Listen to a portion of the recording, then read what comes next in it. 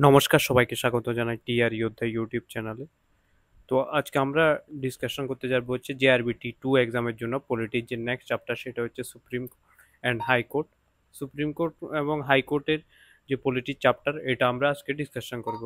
Next যে টপিকগুলো বাকি থাকবে সেগুলো হচ্ছে লোকাল বডিজ, পঞ্চায়েতি রাজ, লোকাল বডিজ বা পঞ্চায়েত বা মিউনিসিপ্যালিটিস। তারপর আরেকটা টপিক রয়েছে, ওটা আমি ডিসকাশন করে দেবো, 2 থেকে 3টা ক্লাসে কমপ্লিট হয়ে যাবে এটা। তো এখন আমি প্রথমে তোমাদের আজকে কিছু জিনিস ডিসকাশন করতে যাচ্ছি, সেটা হচ্ছে ফায়ার সার্ভিসের এক্সাম নিয়ে। যারা যারা জেআরবিটি এক্সাম দিচ্ছ তোমাদের আমি বলে দিচ্ছি, কোনো টেনশন নিতে হবে না, তোমরা নর্মালি প্রিপারেশন করো, এত একটা হেভিলি প্রিপারেশনের প্রয়োজন নেই। নর্মালি আমি যা যা গ্রুপে দিচ্ছি, সুপার ব্যাচে দিচ্ছি, তোমরা ওগুলো কমপ্লিট করো বাস। সুপার 100 ব্যাচে দিচ্ছি, ঠিক আছে। কিন্তু ফায়ার সার্ভিসের এক্সাম 2025-এ হবে, কনফার্ম আমি বলে দিচ্ছি। তো এর জন্য আমি বলে দিচ্ছি তোমাদের সিলেবাসে যে যে টপিকগুলো ছিল সেগুলো তোমরা হয়তো তোমাদের মনে নেই, বা যদি মনেও থাকে তারপর আমি ডিসকাস করে দিচ্ছি, এবং এর জন্য আমরা কি প্ল্যান করতে চলেছি ফায়ার সার্ভিসের সিলেবাস কমপ্লিটে রিভিশনের জন্য, ঠিক আছে, ওটাও আমি বলে দিতে যাচ্ছি আজকে। প্রথম হচ্ছে সিলেবাসটা, তোমাদের যে সিলেবাসে প্রথম যে টপিকটা আছে সেটা হচ্ছে ত্রিপুরার জিকে, ঠিক আছে, ত্রিপুরার জিকে আছে। দেন 2 নম্বর হচ্ছে ইন্ডিয়ান ইন্ডিয়ান জিকে আছে, ঠিক আছে। 3 নম্বর হচ্ছে ফায়ার সেফটি আছে, ফায়ার সেফটি। ফোর্থ ফোর্থ নাম্বারে ম্যাথস, পার্ট 1-এর কথা বলছি আমি। ম্যাথ আছে 4 মার্কসের মনে হয়, ঠিক আছে, যে বেশি নেই, 4 মার্কসের ম্যাথই আছে। নেক্সট যেই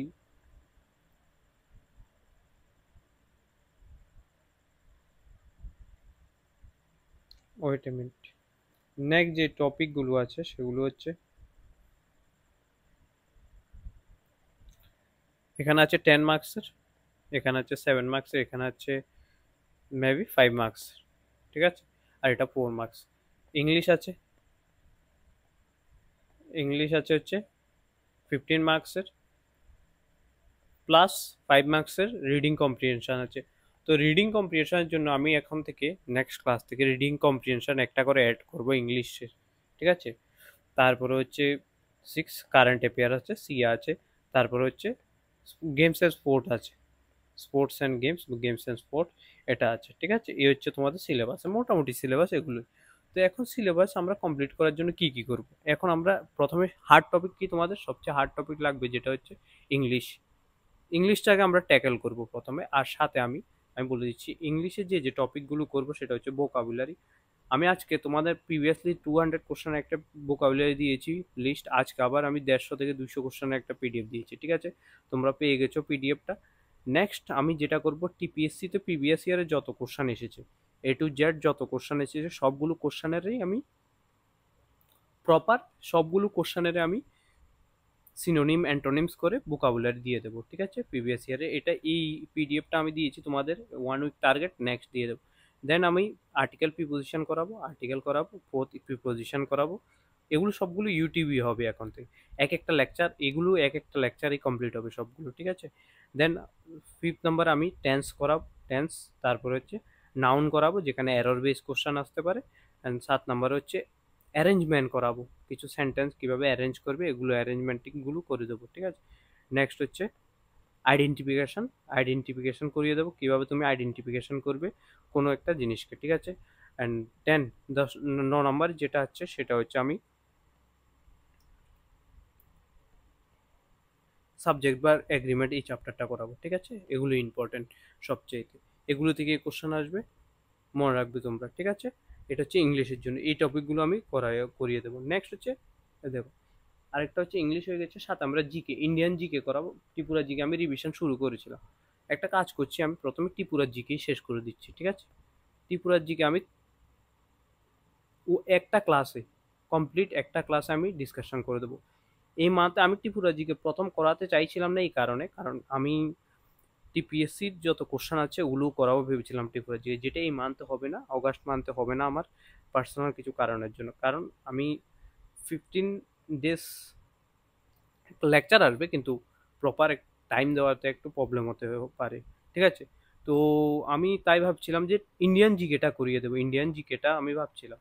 তো তোমরা কমেন্টে জানাবে, তোমরা যদি কমেন্টে জানো, কমেন্টে বলবে যে আমি ত্রিপুরার জিকে করাবো, প্রথমে, না ইন্ডিয়ান জিকে রিভিশন করাবো। ইন্ডিয়ান জিকে আমি প্রথমে করাবো ভেবেছিলাম পলিটিতে আমরা কি করব, 100 কোশ্চেনের এমসিকিউ বানাবো, এমসিকিউ উপর বেস করে আমরা পুরো পলিটি রিভাইজ করবো, ঠিক আছে। দেন 2 নাম্বার হচ্ছে জিওগ্রাফিও সেম এমসিকিউর উপর বেস করে আমরা কমপ্লিট করব। অ্যান্ড থার্ড নাম্বার হচ্ছে আমরা হিস্ট্রি কমপ্লিট করব, হিস্ট্রিতে।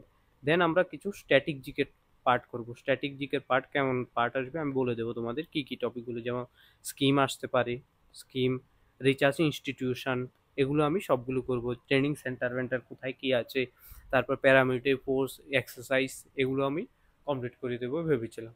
তো তোমরা অবশ্যই আমাকে কমেন্টে জানাবে যে কোনটা করাবো, স্ট্যাটিক ত্রিপুরার জিকে করাবো নাকি পলিটি করাবো। তোমরা যেটা কমেন্টে জানাবে আমি ওই টপিকটাই করাবো। আমার কাছে প্রায়োরিটি মনে হচ্ছে যে এটাই করানো ফার্স্ট হবে, কারণ ত্রিপুরার জিকে তোমাদের যখনই করাবো নেক্সট তোমাদের সাথে সাথে আমি অবশ্যই ত্রিপুরার প্রিভিয়াস ইয়ারের কোশ্চেন, পিওয়াই কিউ যে কোশ্চেনগুলো আছে এগুলো করাতে হবে, তাই বলছি, ঠিক আছে। তো এই হচ্ছে তোমাদের ফায়ার সার্ভিসের যে প্ল্যান।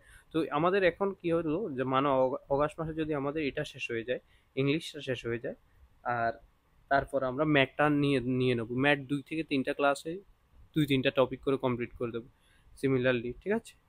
তো আর একটা টপিক আছে যেটা হচ্ছে রিজনিংও আমি করিয়ে দেবো, রিজনিংও আমি করাবো এখন থেকে, ঠিক আছে। এ হচ্ছে, তো আমরা প্রথমে ইংলিশটাকে শেষ করব, অগাস্ট মাসে ইংলিশ শেষ হয়ে যাবে, তারপর হচ্ছে ইন্ডিয়ান জিকের উপরে একটু জোর দেওয়া হবে, ঠিক আছে। আর কারেন্ট অ্যাফেয়ার্সের কথা অনেকে আমাকে বলছে, আমার স্টুডেন্ট নিজেই ওরা বলছে কারেন্ট অ্যাফেয়ার্স আমি বলছি এক্সাম ডেট দেওয়ার পর তারপরে কমপ্লিট করা হবে, কারণ এক্সাম কবে হচ্ছে এর কোনো সার্টেনিটি নেই, আনসার্টেন হয়ে গেছে আমাদের কাছে এখন। তো আনসার্টেন যেহেতু হয়ে গেছে, তো আমরা যখন এক্সাম ডেট দেবে অ্যাটলিস্ট তোমাকে 1 মাস থেকে 1.5 মাস 2 মাস সময় দেবে, এর মাঝখানে আমি দিয়ে দেবো, ঠিক আছে। অ্যাটলিস্ট জানুয়ারি মাস থেকে কারেন্ট অ্যাফেয়ার্স করবো এখন, ঠিক আছে। তো জানুয়ারি মাস থেকে কারেন্ট অ্যাফেয়ার্স, ঠিক আছে। এ হচ্ছে, তো এখন আমরা আজকের ক্লাস শুরু করতে যাচ্ছি। এই হচ্ছে তোমার ফায়ার সার্ভিসের যে প্ল্যানটা, আজকের ক্লাস আমরা শুরু করতে যাচ্ছি সেটা হচ্ছে supreme court, high court and supreme court, ঠিক আছে। প্রথম কথা হচ্ছে সুপ্রিম কোর্ট কত সালে স্থাপিত হয়েছিল। আমরা স্বাধীনতা, আমরা যে কনস্টিটিউশন কবে অ্যাডপ্ট করা হয়েছিল, কনস্টিটিউশন তোমরা জানো, কনস্টিটিউশন আমাদের অ্যাডপ্ট করা হয়েছিল হচ্ছে 26 জানুয়ারি 1950-তে। এর 2 দিন পর 26 জানুয়ারি 28 জানুয়ারি 1950-তে সুপ্রিম কোর্ট স্থাপিত হয়েছে। তো সুপ্রিম কোর্ট যে স্থাপিত হয়েছিল, প্রথম যে সুপ্রিম কোর্ট ছিল সেটা হচ্ছে চেম্বার পোর্ট দিল্লিতে চেম্বার পোর্ট আছে, ওখানে স্থাপিত হয়েছিল। তারপর উনিশশো উনিশশো উনিশশো আটান্ন সালে এই যে চেম্বার পোর্ট থেকে এটা এখন যে বিল্ডিং আছে দিল্লিতে, ওই বিল্ডিংয়ে নেওয়া হয়েছে, ঠিক আছে। সেটা হচ্ছে সুপ্রিম কোর্টের। নেক্সট যে কোশ্চেনটা আমাদের কাছে, যে কোশ্চেন আছে ভারতের সবচেয়ে বড় যে আদালত কোনটি, সেটা হচ্ছে সুপ্রিম কোর্ট, ঠিক আছে।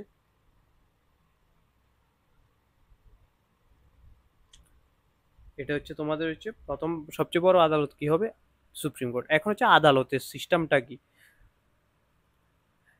চেম্বার অফ প্রিন্সেস হবে, পোর্ট হবে না, princess, sorry, chamber of princess ছিল এখান থেকে। এরপরে এটা ওল্ড পার্লামেন্ট বিল্ডিং ছিল, চেম্বার পোর্ট এখান থেকে সরিয়ে এখন নেওয়া হয়েছে, ঠিক আছে।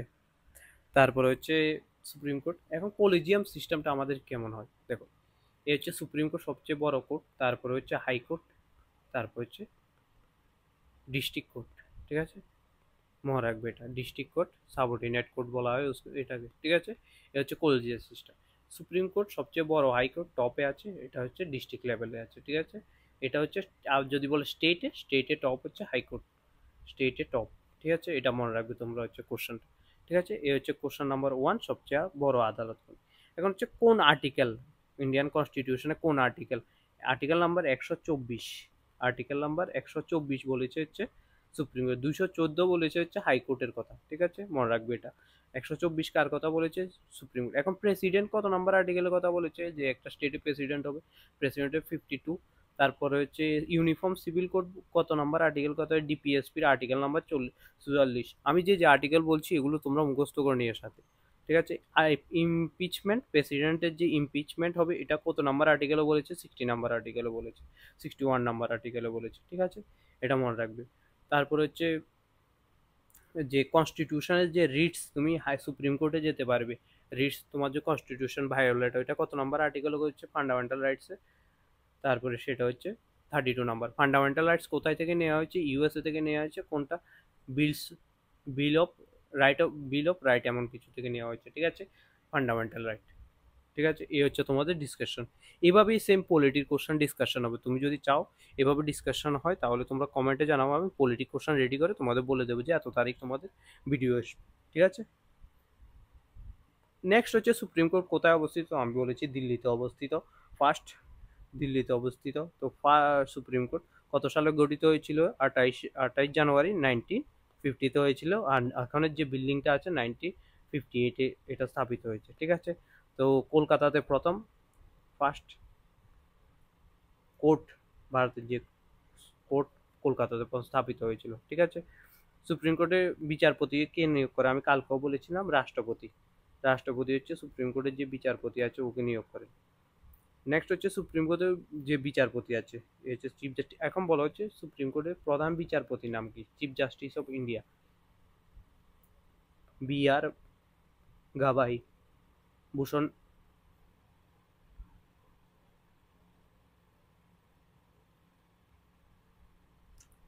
বি আর গাভাই ভূষণ নাম হচ্ছে, ফুল নেমটা হচ্ছে ভূষণ রামকৃষ্ণা গাভাই, ঠিক আছে। 52 নাম্বার চিফ জাস্টিস, আর 51 নাম্বার হচ্ছে DY চন্দ্রচূড়, না সরি সঞ্জীব খান্না, ঠিক আছে। এ হচ্ছে বি আর, মনে রাখবে এটা ইম্পর্টেন্ট তোমাদের, যে রিসেন্ট ওটা সুপ্রিম কোর্টের প্রধান বিচারপতি। বিচারপতি কত বছর অবধি থাকতে পারবে, 65 ইয়ার্স হয়ে গেলে তোমাকে বিচারপতি পদ থেকে রিটায়ারমেন্ট নিতে হবে, ঠিক আছে। নেক্সট, সুপ্রিম কোর্টের প্রথম মহিলা বিচারপতি কে ছিলেন, মহিলা বিচারপতি ফাতিমা বিবি ছিলেন প্রথম মহিলা বিচার। আর ফার্স্ট যদি বলে যে কোনো কোর্টের যে বিচারপতি তিনি লীলা শেঠ, ঠিক আছে। লীলা শেঠ হচ্ছে মালদা কোর্ট, কলকাতাতে যে মালদা কোর্ট আছে সেখানে বিচারপতি ছিলেন, ঠিক আছে, এটা মনে রাখবে তোমরা। নেক্সট হচ্ছে কোন ধরনের ক্ষমতা, সামরিক ক্ষমতা, এটা এত একটা ইম্পর্টেন্ট না কোশ্চেনটা, ঠিক আছে।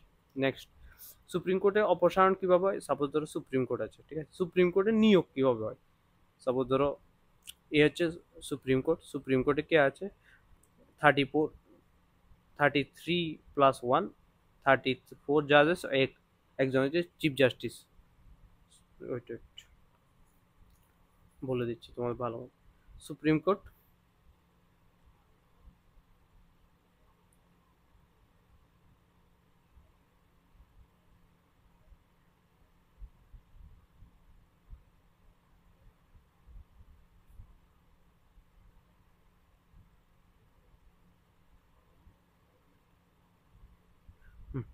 এ হচ্ছে সুপ্রিম কোর্ট, ঠিক আছে।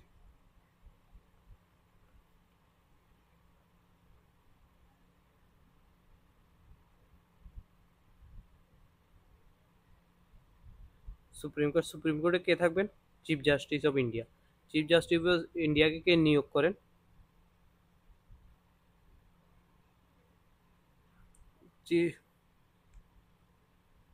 চিফ জাস্টিস অফ ইন্ডিয়াকে নিয়োগ করবেন, বলবে তোমরা কমেন্টে জানাও, সেটা হচ্ছে রাষ্ট্রপতি, প্রেসিডেন্ট, ঠিক আছে। এখন হচ্ছে যেভাবে নিয়োগ করা হয় কোর্টে যে জাজ, সেটা হচ্ছে কলেজিয়ান সিস্টেম তোমাদের,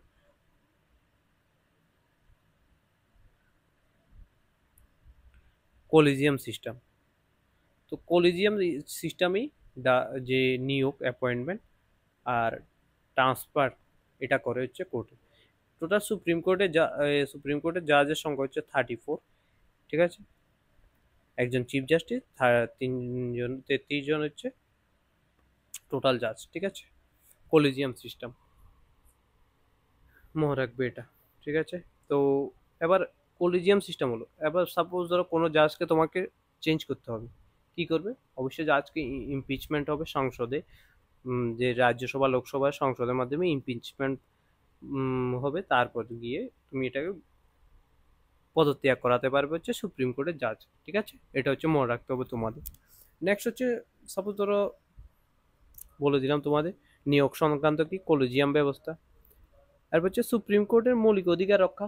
দেখো তোমার মৌলিক অধিকার আর্টিকেল 32 তোমাদের বলে দিয়েছিলাম যে মৌলিক অধিকার রক্ষার জন্য ইউজ করা। এ হচ্ছে তোমাদের সুপ্রিম কোর্ট। এখন হচ্ছে হাইকোর্ট। হাইকোর্ট টোটাল হাইকোর্ট আছে ইন্ডিয়াতে 25টি, মনে রাখবে। যে কোনো একটা স্টেট, যে দুই থেকে তিনটা স্টেটের একসাথে হাইকোর্ট হতে পারে। সাপোজ ধরো আসামের হাইকোর্ট গুয়াহাটি ছিল 2013 অবধি, ত্রিপুরারও হাইকোর্ট ছিল হচ্ছে গুয়াহাটি। তো এখন 2013 সালে ত্রিপুরার হাইকোর্ট হয়ে গেছে হচ্ছে ত্রিপুরা আগরতলাতেই হয়ে গেছে। তো আর্টিকেল নাম্বার 214 নম্বর হচ্ছে হাইকোর্টের কথা বলা হয়েছে। ঠিক আছে, নেক্সট হচ্ছে কোন রাজ্যে ভারতে প্রথম হাইকোর্ট স্থাপিত হয়েছে, সেটা হচ্ছে কলকাতাতে 1862 সালে পোর্ট উইলিয়াম কলকাতাতে প্রথম হাইকোর্ট স্থাপিত হয়েছে। এখন কলকাতার প্রথম নাম এভাবে লেখা হতো, কিন্তু এখন নাম লেখা হয় কলকাতায় এটা। তো এটা কত সালে চেঞ্জ হয়েছে? 2001 সালে এটা চেঞ্জ হয়েছে, মনে রাখবে এটা। ঠিক আছে, এ হচ্ছে তোমাদের নেক্সট যেটা, সেটা হচ্ছে হাইকোর্টের বিচারপতি অবসর বয়স 62 বছর। সুপ্রিম কোর্টে কত ছিল? 65 বছর। হাইকোর্টে কত? 62 বছর, মনে রাখবে। আর কত বছর বয়স হলে তুমি রাষ্ট্রপতি হবে? 35 বছর। গভর্নরও 35। এমপি এমপি ইন লোকসভা হতে গেলে কত লাগবে? 25 বছর। এমপি ইন রাজ্যসভা হতে গেলে কত লাগবে? 30 বছর। ঠিক আছে, আর এমএলএ হতে গেলে তোমার কত বয়স লাগবে? 25 বছর। ঠিক আছে, বাট যদি তুমি পঞ্চায়েতে ইলেকশন যদি ট্রাই করতে চাও, তাহলে তোমার বয়স হতে হবে 21 বছর। ঠিক আছে, এই হচ্ছে তোমাদের পুরো এজ, ইলেকশন সম্বন্ধিত এজ বলে দিলাম। নেক্সট হচ্ছে রিটস। 226 নম্বর আর্টিকেল বলছে হাইকোর্টের যে রিটস। ঠিক আছে, নেক্সট যেটা, সেটা হচ্ছে একজন হাইকোর্ট বিচারপতি অপসারণ করা যায় কিভাবে? প্রধানমন্ত্রী, অবশ্যই রাষ্ট্রপতির আদেশে। ঠিক আছে, নেক্সট সুপ্রিম কোর্টে ভারতের সবচেয়ে পুরানো কলকাতা সুপ্রিম কোর্ট, তোমরা জানো। আর একই আমি বলেছিলাম তোমাদের যে দুই থেকে তিনটা রাজ্যের একসাথে হাইকোর্ট হতে পারে, একাধিক থাকতে পারে না। ঠিক আছে, একটি রাজ্যে একাধিক হাইকোর্ট কি থাকতে পারে না, একটা থাকতে পারে, কিন্তু বাট তিনটা রাজ্যের জন্য, এই 3-4টা রাজ্যের জন্য একটা মাত্র হাইকোর্ট থাকতে পারে। এখন কথা হচ্ছে ত্রিপুরা হাইকোর্ট কবে স্থাপিত? 2013 সালে ত্রিপুরার যে হাইকোর্ট আছে, ত্রিপুরা হাইকোর্ট স্থাপিত হয়। এখন ত্রিপুরা হাইকোর্টে সিজিআই কে অপরেশ কুমার সিং। ঠিক আছে, মনে রাখবে এটা। ঠিক আছে, এই হচ্ছে তোমাদের সুপ্রিম কোর্ট অ্যান্ড হাইকোর্টের যত কোশ্চেন আসতে পারে, এই কোশ্চেনগুলো আমি ডিসকাশন করে দিচ্ছি। নেক্সট ক্লাস সে যেটা হবে, সেটাতে আমরা আর অন্য কিছু, আর এই যে ক্লাসের যে ক্লাস নোটস তোমরা টেলিগ্রামে পেয়ে যাবে। টেলিগ্রাম চ্যানেল হচ্ছে টিআর যোদ্ধা ক্লাসেস। তো যোদ্ধা ওখানে পেয়ে যাবে, আমি তোমাদের শেয়ার করে দেবো ডিসক্রিপশনে, তোমরা যদি অ্যাড হতে চাও অ্যাড হয়ে যাও। তো ধন্যবাদ সবাইকে, সাবস্ক্রাইব করো টিআর যোদ্ধা ইউটিউব চ্যানেলকে, সাথে থেকো, পাশে থেকো। এখন থেকে ভালোই ক্লাস হবে কন্টিনিউয়াসলি। ধন্যবাদ, জয় হিন্দ, জয় ভারত।